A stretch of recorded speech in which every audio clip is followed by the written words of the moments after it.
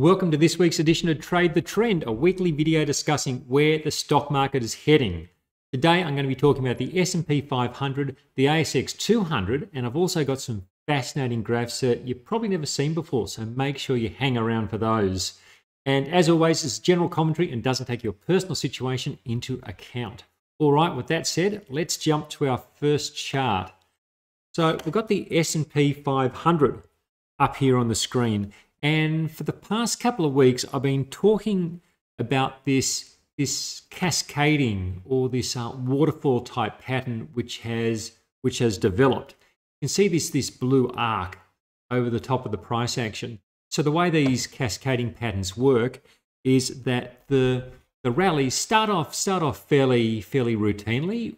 They may take several weeks or months to play out. You get a decent rally. Then you get an accelerating sell-off. The next rally tends to be shorter and shallower. And then you get another acceleration with an even shorter rally, and then another acceleration into the capitulation of the move. You get a rapid decline. Doesn't always work out like that, but that's what the setup can potentially do. And so this pattern has really had us on red alert for the US equity markets generally over the past few weeks, because that risk of a capitulation sell-off has really been in place. But as of Friday's close in the US, there are some signs that the SP 500 is actually going to attempt to rally from here. Now, there are a few clues to this puzzle. So let's go through them. So I'm going to start by putting on an indicator called the advanced decline line.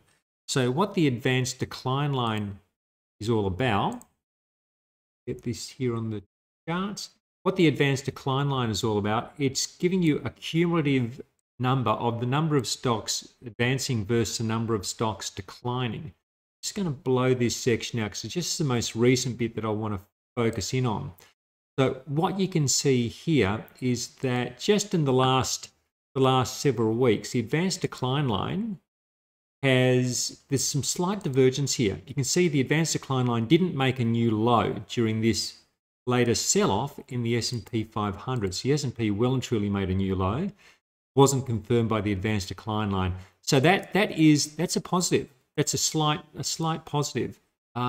Just to show you the divergence on the upside. So when the market peaked, you can see the market's making a new high, but it wasn't confirmed by the advanced decline line. So it can be useful at turning points just to keep an eye for divergence on technical indicators like this one. And so on its own, that's only a small positive. But, you know, small positives add up. So that's one to sort of consider. The main thing which is shifting my view towards a potential rally is what we've seen in the US 10-year bond on Friday in the US. So I'm going to come back to this in a moment. That's Friday's price action. Let's just start by going to a monthly chart. I want to put this into perspective. So this is a 37-year trend channel that that bond prices have been in, and in April, I think it was in April, the bond yield broke higher. First time it's broken out of this trend channel since back here in the 1980s. So that is a very significant move, and that's one we're going to continue to need to watch over the months ahead. And it's really been this relentless rise. We've seen this relentless rise in yields on the concern of inflation fears. Inflation's really been driving this surge in bond yields. Now let's just go back to the daily chart. And so there's our breakout point and the continued increase in yields we've had over the last couple of months.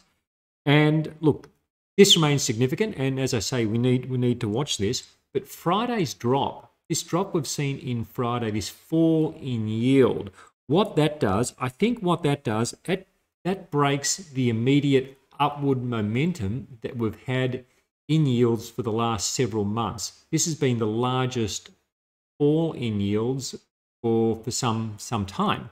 So I think that breaks that upward momentum, And if the heat comes out of the bond market, then I think it takes some of the downward pressure off the stock market. So it doesn't mean a new bull market in the stock market, but it potentially does mean that that pressure, which has been on it quite heavily over the last several months, does come off, at least temporarily. Like, I'm not saying this is going to be a high in yield. Maybe the bond yield consolidates for a period of time. We need to watch that one as it plays out. But for now, that upward momentum does seem to have been broken. Now let's go back. Let's go back to the SP 500. And what I want to do now, I want to focus in on this part just here. This is the latest decline. And to do that, we're going to go over to a 4-hourly chart, because these are good for getting some of that finer detail that you don't always get in a daily chart. So I'm going to start by putting on the Fibonacci retracements of that latest decline. So there we go. There's our Fibonacci. There's our Fibonacci retracements. So what we've got here is that last week's rally came right up into the Fibonacci zone, came right up to the 50% retracement, and then it was quickly rejected. And during the week, we saw the market sell off again. Didn't sell off with a great deal of momentum, but nonetheless, it did pull back. It was rejected by that area. And the key is what's going to happen in here. What happens from where the market is now? I think the key to this is going to really be in what happens 200, say about 200 points either side of where we are now. I think these are the key levels. I think it's around 4,000, which is around the top of the Fibonacci range, and then it's just back at the low from a couple of weeks ago, and that comes in at around 3,600. So basically, it's a case of there's two scenarios. We're either going to see the market retest that high from last week, and should it be able to like punch above that high, get above that Fibonacci region, above 4,000, well, then it really does open the possibility of an acceleration and short covering coming into the market, and that's where we get that potential stronger rebound starting to develop. The alternate scenario is that it does keep rejecting away from this fib range, and that next week we come in and the market starts to fall away again. And should we see it come back, retest that low point, and then the potential, like if we break below that low from 2 weeks ago, the potential really does then open up, that the downside re-engages again, and we see that capitulation style sell-off. But at this stage, now I've got to say my optimism for rebounds over the past couple of months has been wrong, and the market's continued to unravel.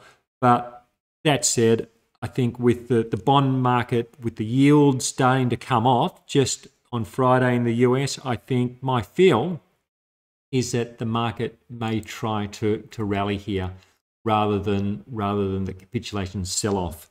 So I want to be clear about this. This remains a vulnerable market. By all stretch, this market does remain vulnerable. It's just putting on our moving averages. So you can see the market remains well below the moving averages, the 100-day and the 50-day. So it is still a vulnerable market, and I'm not looking to buy this potential bounce in the price should that develop. But I think the odds of a capitulation sell-off from this waterfall or cascading type pattern, I think the risk of that capitulation sell-off are diminishing, at least for now. We want to see, if we do get a rally, we want to see how that price action develops, then we can make further analysis of that. This may well not be a lasting low, even if we did get a rally. But I'm just saying that the odds of the capitulation sell-off occurring in the next several weeks are diminishing. And I think another factor in the market's favor is it's just the sheer negativity out there at present. So the calls for recession are pretty much everywhere. So this has to be the most anticipated recession in history. The economy still remains fairly strong. Employment there's low unemployment levels.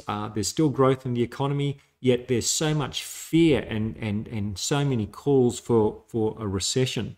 And it's interesting going through some graphs. I've got some interesting graphs that I want to show you that turned up on my Twitter feed through the week. So the first is this one here. It's measuring what small traders are doing in the option market. It's about how much they're paying for call options versus put options. And where we are down here, this is at a record low. So this is small traders paying most of their premium away, the majority of their premium going on put options. And you can see that it's now at a lower level than it was during the COVID crash and then during the GFC. So that's how much fear is in the market. Put options are what you buy when you think the market's going to fall. And so there's a lot of people thinking the market's going to continue falling. Now, another graph which turned up, which is this one's fascinating as well. This is showing the number of stocks, the percentage of US stocks trading below their cash level. So at the moment, we have something like 12% of the US market trading below cash or short-term instruments. During the GFC, it was just below 11%. During the end of the dot-com bust, it got into 2002, got down to again just above 10%. It's at a higher level now, and this has been nothing like a bust of the proportions of the GFC or the dot-com unraveling. There's so many stocks which have been sold off so heavily. So that's we know what's happened from the past when we did get to these extremes. They were significant lows in the market. So it's an interesting thing to keep in mind. And another interesting graph, one more graph I want to show you. And this one fascinates me, this one. So this is a real shift in mentality that I think we're starting to see. It's finally we're seeing this shift from buy the dip. So this is the SP 500 from the start of the year, and it marks the significant rallies we've had over the last several months. And on each of these occasions, there's been inflows into stock market ETFs. So in January, there was 5.5 billion in inflows, 42 billion in inflows during the March rally. During the May rally, there were 30 billion in inflows. But during June, this is where it's really interesting. During the rally we had just recently, there were actually outflows. There was 10 billion in outflows. So we've got this shift. We've got this shift from buy the dip to sell the rally. And it makes you wonder, because the crowd's often wrong near extremes, whether this is just a start of a shift of the people just getting it wrong near the bottom, at the bottom. We don't know where the bottom's going to be, but we do have that shift going on where people are no longer buying the dip en masse. So it's one of those clues to put together to sort of see where is the market in this current cycle. So I just want to jump back to the SP 500. And so there's our S&P again. It's always so tempting to try and pick the low point in these situations, but it's so easy to get it wrong. So I think we need to do, I think we need to respect the downtrend that has and is still in place. And I think we need to continue to play defense. But we also need to look at the clues around us and not get stuck into a state where we remain overwhelmingly bearish for indefinitely. We need to look at the clues, and we need to recognize that conditions could be shifting, even if only temporarily. Even if only we're getting a modest bounce and then a retest of the lows later in the year. We don't know. We've got to watch the price action as it develops. But there are signs to be encouraged that the market may avoid capitulation sell-off sometime in the near term. Now, if you're getting value from this video, please click that like button. If you haven't already, please subscribe And also, please leave a comment, even if it's just, hey, thanks for the video. All that stuff helps me so much because YouTube then sees people engaging and watching, and they show more people, and it helps me build my YouTube presence. So please do that, because it takes a lot of work to put these together, to research and work out what I'm going to talk about, how I'm going to put it all together. So getting your support and your likes and your comments, it helps immensely. So if you could do that, that would be absolutely fantastic. And also come over to my Motion Trader website and have a look, motiontrader.com.au. Okay, now I want to go over to the ASX 200, show you what's going on over there. So all the headlines through the week was about this rebound, how we got a strong rebound off the low. There's a lot of excitement about the strength in the market. But when we put it all into perspective, the ASX 200 has really just rallied back to this heavy overhead resistance area. So it picks up these highs from back in 2000, early 2001, picks up a low, low points there, picks up some more lows through here. And the rally has really just taken us back into that resistance zone. And that's between 6,750 and 6,900. And it's also important to remember that some of the biggest rallies occur during bear markets. Now, the ASX 200 isn't officially in a bear market at this stage, but it is in a large corrective phase. And this is where you do see a lot of large rallies. Those large rallies often get retraced and new lows end up being made. We don't know what's going to happen in this instance, but a couple of strong days on its own does not mean a trend change. So we need to be careful not to rush back in on the first sign of strength. So I want to put on some Fibonacci retracements of the latest decline. So let's just measure that out. And what you can see is that this rally hasn't even come back to the 50% retracement. And you look at the moving averages we have up here, the moving averages are still declining. The market's still well below those moving averages. So overall, I think we need to say that this market, the ASX 200, and this goes for many global markets as well. In fact, I'd say most global markets, they remain vulnerable whilst they're below their moving averages. And the odds favour that a lasting low is not in. So that's notwithstanding the possibility for a rebound. Maybe the market does come back and retest towards the 50% retracement level if we do see that strength in the Dow. But at this point, there's not enough evidence there to suggest a lasting low is in place. So I think we need to continue playing defense. And remember, my goal with these videos, it's not to identify the low, or it's not to call the top, but it's to identify points where the price action suggests momentum's moving in one way or the other. And in this occasion, we're looking for signs of momentum shifting to the upside. And I think we're still a fair way off being able to say that. We want to see these moving averages start to turn higher. Like through here, we're looking for moving averages to turn higher and prices to get above moving averages. That's when the odds are in our favor. Trying to call those at this sort of point is just risky, and that's not what my game's all about. It's to help explain the possibilities to you so you can help you be aware of what could happen, help you understand the possibilities, and help take some of that uncertainty out of the stock market. So that's that's what I'm here to help you try and do. And look, thank you for all the comments you left me last week about like how I'm presenting the videos, the length of them. Please keep giving me feedback on what works for you, what you'd like to see more of, and I'll continue to try and evolve these videos over time and make them as useful as they can to help guide you through what are pretty tricky markets, both emotionally and just work out how to position your portfolios. Thanks for joining me. Look forward to coming back and joining you next week. Hope that was helpful. Please give me a like and join you next week. Thank you.